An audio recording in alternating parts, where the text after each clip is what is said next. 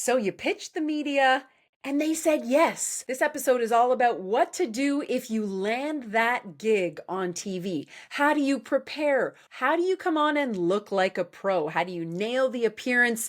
And how do you make sure they ask you back? Simon Ostler of the Canadian network Global News joins me again today to go through all of that. So here we go. Welcome to Camera Confident. I'm your host, Shirley Engel, former TV correspondent turned entrepreneur. Tune in to master what to say, how to say it, and how to create buzz for your brand. Whether you're hitting record for the first time or trying to land major media opportunities, I've got you covered. Get ready to crush it on video or stage, attract more clients, and bring in more money so you can run your business and live your life your way. Simon, welcome back to Camera Confident. Thank you so much for joining me again. Oh, thanks again very much for having me, Shirley. So last time we had a really detailed conversation about the pitch. Who do you pitch? How do you pitch? Best practices, the do's and don'ts. Today, I wanted to record an episode about, okay, so you landed the gig. Now what? And the first place I wanted to start is, what is the best thing to do after you get a yes? So let's say the producer's like, yeah, sounds good. We'll see you Monday at 7:30 in the morning. Usually how it worked at the station I was last working at is that you'd have an associate producer call and go through and build the segment. What that means is that they would do a pre-interview with you, and a pre-interview is just asking questions and hearing your answers and taking notes. And those notes will inform what the actual interview will look like. It will also include the ask for any visuals. And if you don't have the visuals that would support the segment, then you may be asked by the producer to gather those visuals ahead of time and send those in so that they can be cut into by the editors at the station and put into your story as B-roll, as cover while you're talking. And when you say visuals, can you just explain what you mean by visuals? More often than not, there won't be a camera person to be able to be sent in advance of the interview. So thinking about those visuals, if they're asking you if you have any that will relate to your topic, and I'm speaking in generalities here, but you depending on what you're pitching, just think, is there anything that people want to see on screen while I'm talking that relates to the business? And you can take direction from those associate producers, or those producers from the show that you're discussing and having those pre-interviews with, what elements would be best. They might not actually ask for that, but I would still say, do you need any video from us? Because that's expert level guest material, the fact that you would know that. So you do your pre-interview, you get a sense of what you can talk about and how it'll all how the interview will go down, like what time do I have to be there. You need to know the basics of what it'll look like when you show up to the building, especially if it's a morning show. It may be dark, there might not be a receptionist, making sure you have the phone number of the person who is your contact when you get there. All of that needs to be arranged by the media outlet and the television station, but it's important for you to kind of have a checklist of what is necessary for you to know when you show up for the interview.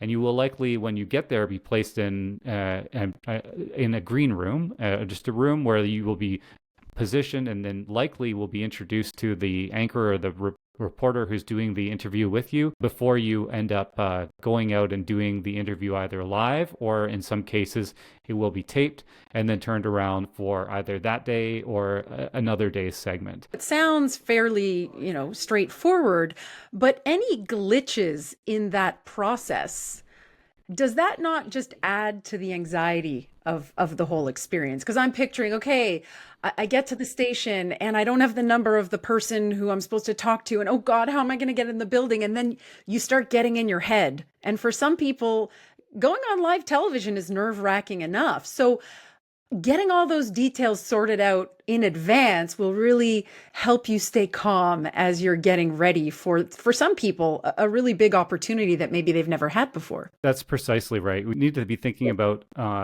several steps in advance so that you don't find yourself in that kind of panic. Like, I don't know what I'm supposed to be doing here. There has been those horror stories, where I said some people show up to the wrong building, or they're like, I'm here, I don't see anyone. Producers of the show know how to handle situations like that, but you don't want to be the one who gets it wrong or misinterprets. So making sure you're asking all the right questions will be key. Some of the most tricky setups are demonstrations. If you have props that you want to bring in, you need to do a bit of a run through as to how it all looks on camera.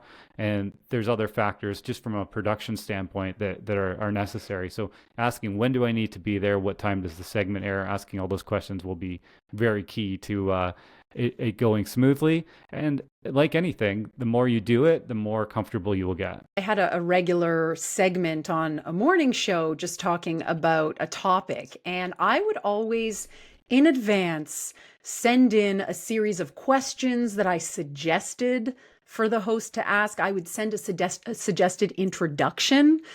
They often used it, perhaps because I was a journalist and they knew that I knew how to write for television. But how much do you recommend people actually send that type of stuff in advance? How helpful is that to get a rundown of, here's some questions I could answer, here's how I would answer them, here's how to spell my name, here is what I'd like you to put under my name on the screen. We call that a key.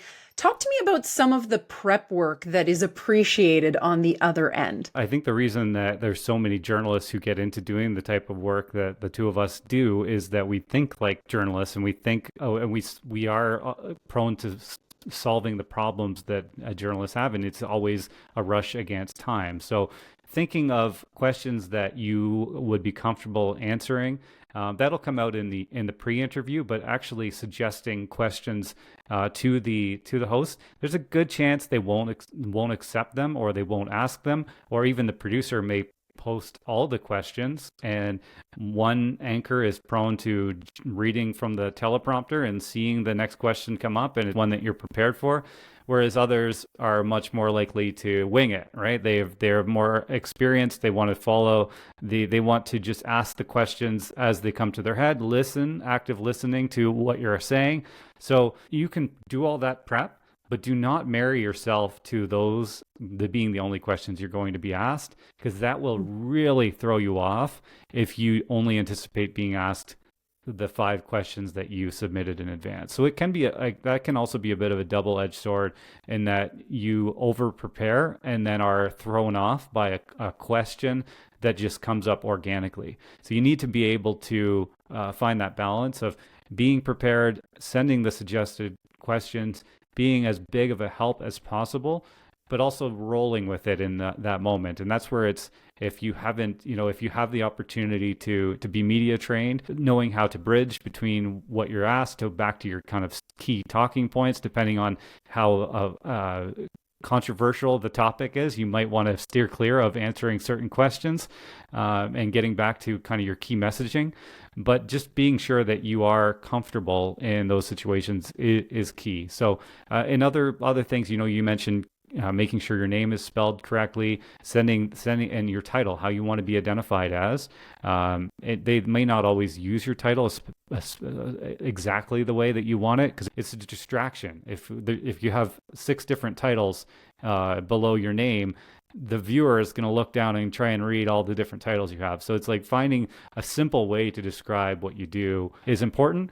And then also always ask if you can get a mention of your kind of key takeaway, whether it's your website or your social media.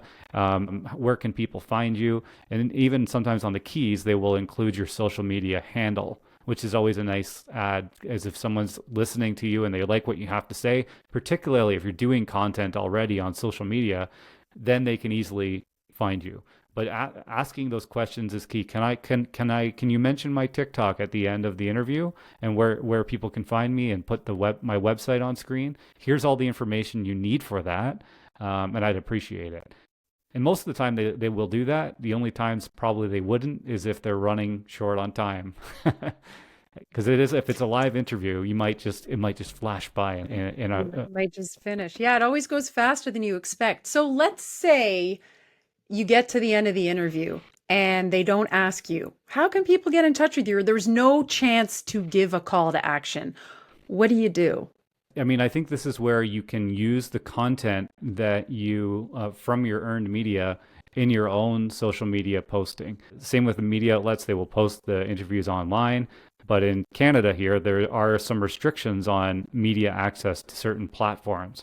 So Mhm. recording the interview yourself and making sure you have a copy of it is going to be key to using in your own social media. Probably the biggest piece of value you can get out of this earned media is being able to brag about it after, Bragging rights. bragging rights, yeah, and being able to showcase to your audience and to new potential clients that you are not only recognized as a successful business owner, but you're being interviewed by media outlets that are giving you that extra level of trust.